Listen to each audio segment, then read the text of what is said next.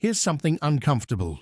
Most people earn more money this year than they did 5 years ago, and yet most of those same people feel less financially secure than they did 5 years ago. In the US, the median household income crossed $80,000 in 2024.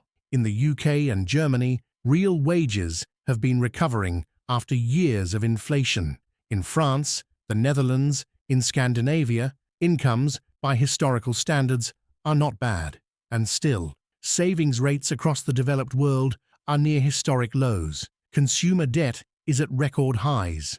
1 in 3 Americans say they couldn't cover a $400 emergency without borrowing. So what's happening? The money is arriving. It is landing in accounts. And then, within 24 to 72 hours, it is gone. Not stolen, not lost, just absorbed into life, into spending that felt necessary, or at least felt fine in the moment. The problem isn't the paycheck. The problem is what happens in the hours immediately after the paycheck. Let me tell you about 2 people. Both earn the same salary. Let's say €2,800 net per month. That's roughly what a mid-level professional in Berlin, Amsterdam, or Madrid might take home after taxes. In the US, think $3,400 to $3,800 net. A teacher, a junior nurse, a coordinator at a mid-sized company in a mid-cost city like Columbus or Charlotte. Person A gets paid on the 28th. By the 3rd of the next month, 6 days later, they've paid rent, had dinner out twice, topped up their car, bought something they saw advertised, and transferred the rest into their everyday account. There's no budget, there's no plan. But they're not being reckless either, they're just living. Person B gets paid on the same day. In the first 24 hours, they do 3 specific things, not complicated things, not things that require a finance degree, just 3 deliberate actions. By the time they're 40, Person B will have roughly €180,000 to €220,000 more in accumulated wealth than Person A, assuming similar salaries, similar lifespans, similar careers. Same income, completely different outcome. The difference isn't discipline in the Hollywood sense. It's not about willpower or sacrifice. It's about sequence, about what happens in those first 24 hours after money arrives. There's a concept in behavioral economics called present bias. It describes something we all do. We assign more value to rewards that are immediate and less value to rewards that are in the future, even when the future reward is objectively much larger. When money enters your account, you are at peak present bias. The paycheck feels like permission. It feels like abundance. In that moment, spending doesn't feel like a loss. It feels like equilibrium, like catching up with yourself. This is why lifestyle inflation is so persistent. It's not greed, it's biology. The brain is responding to the presence of resources by wanting to use them. Now, this is also why the most important financial decisions of your month happen in a window most people treat as completely ordinary. The 24 hours after a paycheck lands are not ordinary. They are the hinge point. What you do or don't do in that window determines whether you're building something or just treading water. And here's the thing, the fix isn't a complicated system. It doesn't require budgeting every euro or tracking every coffee. It just requires doing 3 things in the right order before the present bias kicks in and the money starts moving on its own. Action 1. Separate before you spend. The single most effective thing you can do within the first 24 hours of getting paid is move money before you have a chance to spend it. Not a budget, not a spreadsheet, a transfer. This is the core logic of the pay yourself first principle, which sounds simple and is simple, but which most people still don't do automatically. Here's a practical structure. You need at minimum 2 accounts that aren't your main spending account. 1 for your emergency fund, 3 to 6 months of essential expenses sitting in a high-yield savings account that earns something. In Europe, you can currently find accounts paying 2.5% to 4%. ING, Trade Republic, and N26 all offer competitive rates. In the US, Marcus by Goldman Sachs, Ally, and SoFi are offering 4.5% to 5% APY as of 2025, meaningfully better than a standard checking account. The second account is for investing. This could be an index fund account, a Roth IRA if you're in the US, an ISA if you're in the UK, a securities account in Germany or France. On payday, or automatically on payday via a standing order, you move a predetermined amount into each of these accounts. Before rent, before groceries, before anything. The exact percentage is less important than the habit. Start with 10% split between the two. Increase it when you can. But the key is that it moves automatically on the day the money arrives, before you even see the full balance sitting there inviting decisions. What you never see, you don't spend. Action 2.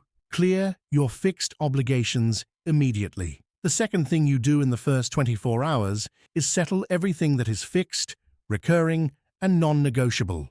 Rent or mortgage, utilities if they're not automatic, loan repayments, insurance, internet. This sounds obvious.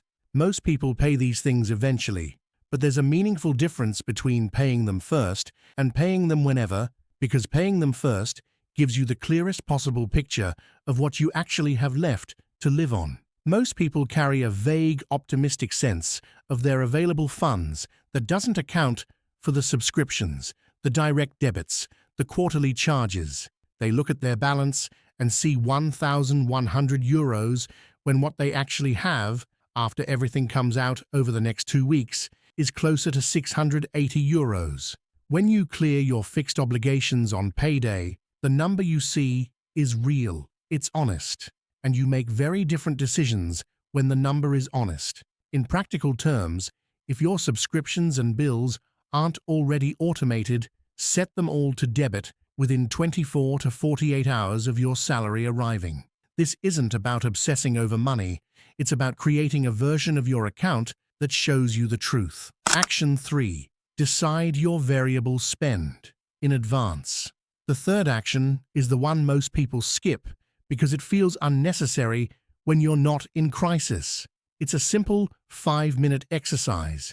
Look at what's left after your savings transfer and your fixed costs, and decide, not in detail, but in rough category, where the rest is going. Groceries, roughly this much.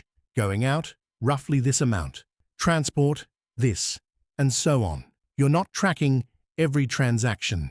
You're just deciding, in advance, what the general shape of the month looks like. This matters because spending decisions made in advance, even loosely, are consistently better than spending decisions made in the moment. Research from the Journal of Consumer Psychology and several university behavioral labs confirms this pattern repeatedly. When people pre-commit to spending categories, their actual spending more closely matches their stated priorities. In other words, if you value experiences over things, travel over gadgets, dinners with friends over impulse purchases, your money will actually reflect that when you decide in advance. Without a plan, your money reflects whatever felt urgent or available at the time. The tool doesn't matter. A notes app works fine. A back-of-envelope estimate works. You're not building an accounting system.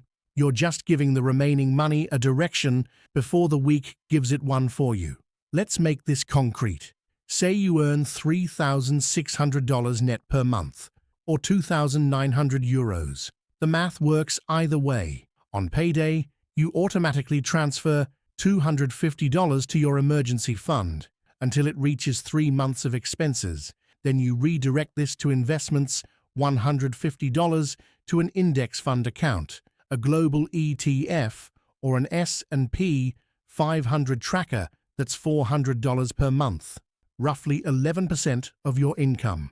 At a conservative 7% average annual return, which is below the long-run historical average for a diversified global equity portfolio, $400 per month grows to $68,000 in 10 years, $202,000 in 20 years, $486,000 in 30 years, all from one automatic transfer made in the first hours of every payday before the present bias has a chance to redirect the money somewhere less useful.